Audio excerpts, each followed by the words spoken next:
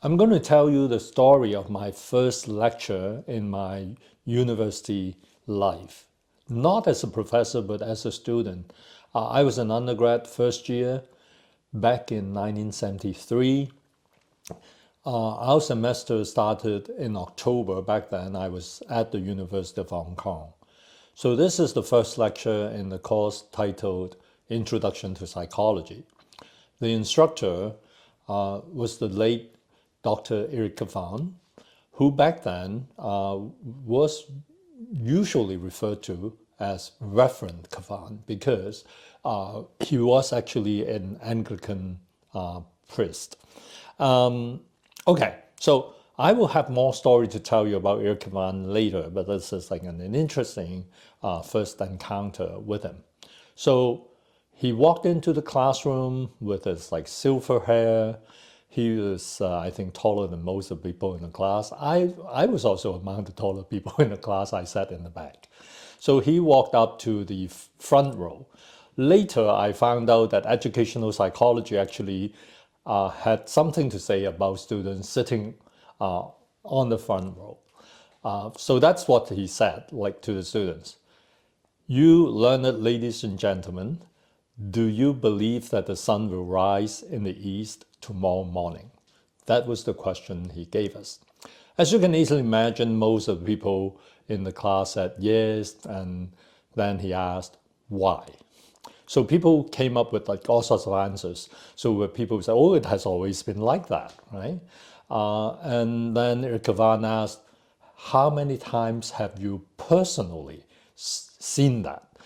So people were sort of like wondering and trying to give a number to him. And then he picked up a piece of chalk and went to the chalkboard and put down the number 20. He said, like most of the people in this class are probably younger than 20, but I'll give you that, right? So he put down 20 and then put in the multiplication sign and put in 365. And then he added, right, 5. And then he asked people, do you know why I added 5? Some people in the class were smart. Said, oh, the leap years. Yes, that's true. So, and then he said, like, that is the total number of possible observations that you could have made. And then he said, well, I don't think every one of you have actually watched it every day, but I'll give you that, right? And then he like draw a line, right, as in the division, and put his chalk right on that spot, and then ask us, so how old is planet Earth? And then no one had the ready answer, right? And then he said, well, approximately 5 billion years. And then he do the math again, like times 365 plus, like, the number of years divided by 4, those would be the leap years. And then he said, like, this is the total number of possible observations. And then he turned around and asked us, don't you think that your sample is a bit too small? And maybe, right, also too clustered. But we had some very brilliant student in the class, right? So some guy raised his hand and said, sir, have you not heard of like Karl Popper's conjecture and refutation? And then Kavan said, very well, say I did. But like Popper's conjecture and refutation, right, can only falsify articulations, right? It can actually never establish beyond any doubt of the certainty of a particular articulation. And then he reminded us of like Hume's paradox, which argued that if you have something that happened consistently in the past, right, every time, logically you can never conclude that the next event will happen in exactly the same way. So we can return to like conjecture and refutation later, and then like talk about why Hume's paradox is still a standing question today. But the interesting thing is, like, back in that time, like, we were not aware that we are already falling into a trap of how we operate as people relying on common sense. So the lecture continued, and then Eric Cavan said, okay, sorry, learned ladies and gentlemen, I just wasted like maybe 10 minutes of your precious time, right? The truth is the sun never rises. And then like all of us, oh my God, like, and then he said, because we are using a geocentric language to describe a heliocentric phenomenon. The sun actually does not rise. It's like our planet Earth, like that revolves around the sun, and up to a certain point that it is like socially determined to be the morning, we see the sun in what is socially determined to be the east. And later on, when I like came to Canada, I realized that even that was not empirically valid. Because after coming to Canada, I realized that if you go north, then there are certain months of the year that you do not see the sun, and then when you do see the sun in the remaining months, right, and there are like some months that the sun like basically is constantly there. It is not exactly to your east. And then, of course, right, I'll show you later, there is a map drawn by an Australian cartographer who argue that, like, it is no necessary reason why Australia has to be put in the lower part of any map. So he redrew the map of the world and put Australia on the top. And then basically, like, exposing this like general assumption about like up north, down south, like east and west, and all these are actually arbitrary constructions that are based on social consensus and norming. All right, so this is my first lecture in psychology.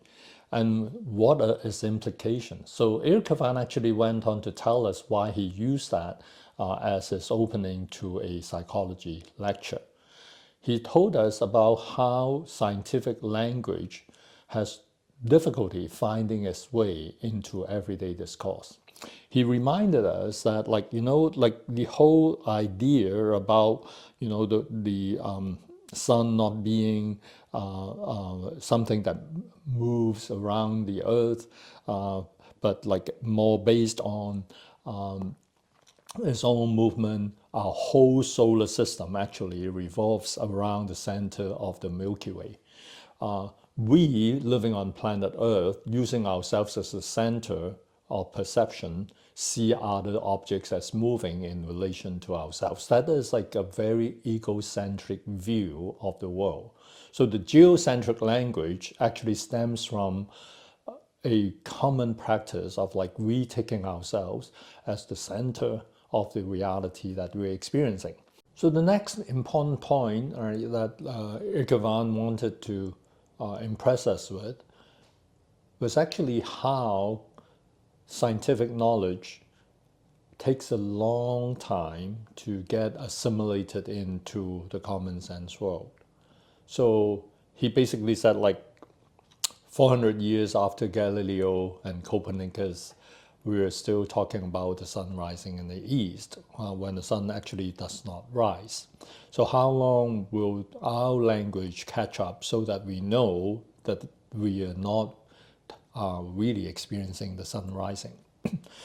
This is actually quite interesting because like he made that comment back in 1973, and I believe he probably had been using that example in his previous lectures. I have no way to verify that. But let's say that like he started talking about in 1973 or maybe a couple of years earlier. What is interesting is that like you may have probably heard about Stephen Hawking as a prominent physicist. And in 2012, he co-authored a book titled The Grand Design, with Leonard Mlodinow. And in that book, right, in my version anyways, on page 27, 28, he used the sun rising in the east as an illustration of a scientific law, right? And I quote, for example, we might notice that the sun has risen in the east every morning of our lives and postulate the law, like in quotes again, the sun always rises in the east, close quote. This is a generalization that goes beyond our limited observations of the rising sun and makes testable prediction about the future. So coming from a prominent physicist, right, one might wonder, does he and his co-author actually believe that the sun does rise? So that is like an interesting example. So when I'm teaching this in person in my actual classroom, when I ask students, like, do you believe that the sun will rise in the east tomorrow morning? Some of them, like I would say the smarter students probably realized that this might be a trick question. So they're not sure, right? They wanted to say yes, but they wanted to wait. So, and I would like play this trick one step further by like showing this quote of Stephen Hawking and his colleague on the projector, right? And then like students, oh, okay, like if Stephen Hawking said so, maybe I can raise my hand. But the truth is that, like he is also wrong, right? So what has happened is that, when something has been completely assimilated into our everyday language and our common sense world, it is extremely difficult for us to question it. And even if we had questioned it, it is not easy, even for ourselves, right, to change to a different language, to a different way of like articulating, representing that reality. And I just want to add like a few more facts that we now know, right? So we have talked about the sun not being the center of the universe. The sun is just the center of the solar system. And I have also mentioned that like the solar system orbits the center of the Milky Way galaxy, and at about like 500,000 miles per hour. So those are, sort of like well-known facts, but I want to ask you to consider another important fact. That is like all the things that we have talked about so far are related to a very important concept. That is the idea of time. So if you remember, the earlier question that Erika Van asked in this lecture was, how old is planet Earth? That should have given us the clue. Because if there is a beginning of planet Earth, then there means, right, there had been time before our solar system came into existence that we did not have the sun doing anything in relation to the planet Earth, right, rising or otherwise. And this temporal frame is so important because, right, we understand that, this is part of the reason why I'm quoting Stephen Hawking, because he is one of those people who have, drawn the world's attention to the significance of time. And now we understand, most physicists believe that there was a beginning, right? The Big Bang Theory you might have heard about. But have you heard about the Big Rip, which some physicists believe might occur as early as 22 billion years from now? The Big Rip refers to the end of this universe that we know of. So this is what we learn within the first 20 minutes of our lecture in psychology. And later on, I came to appreciate, how Erika Van was actually very effective in drawing our attention to some of the critical issues in the social sciences. One, of course, is the issue of language. The language we use to describe reality, to represent it, can bias us towards like certain distortions and misperceptions. The other important dimension, of course, is time, right? Things are all related to time, and the way we think about things, the way we look at things, would change over time. So our perception of reality today can be proven wrong, years or months or centuries or decades later. So that is the second point. The third important point, of course, is like how common sense is constructed. And psychology, interestingly, is located on the margins of common sense. So we have like two systems of representing reality or understanding reality or making sense of reality as we experience it. So one is what we call the common sense approach, which is like what everyone believes in and like it goes without being questioned. Later on, I read like in continental phenomenological philosophy that this is called the natural attitude. When we think that something is natural, something is accepted, unquestioned, and this unquestioning attitude, right, which is called a natural attitude, would allow us to take certain things for granted without really spending time to rethink, to examine them carefully. In the scientific discursive system, on the other hand, we are encouraged to question this. We are encouraged to think that there's an alternate way to construct reality. And by learning a new way or different way to make sense of reality, we may be opening ourselves to new understandings and possibilities. And I think that was the reason why Eric Van used this sun rising in the east example in the first lecture to psychology.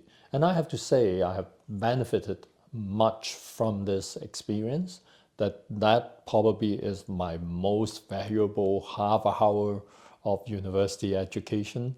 And I've been remembering this and using this example for over a half century since that point. The reason I'm sharing this story with you is that I want to encourage people to start questioning, to start thinking that like many of the things that we have received, many of the things that we have taken for granted are not necessarily right. And if we allow ourselves to keep questioning, we may be opening ourselves to exciting possibilities and allowing ourselves to be freed from some of the trappings of the common sense world and allowing ourselves to not only see things and experiencing differently, we can also be doing things differently.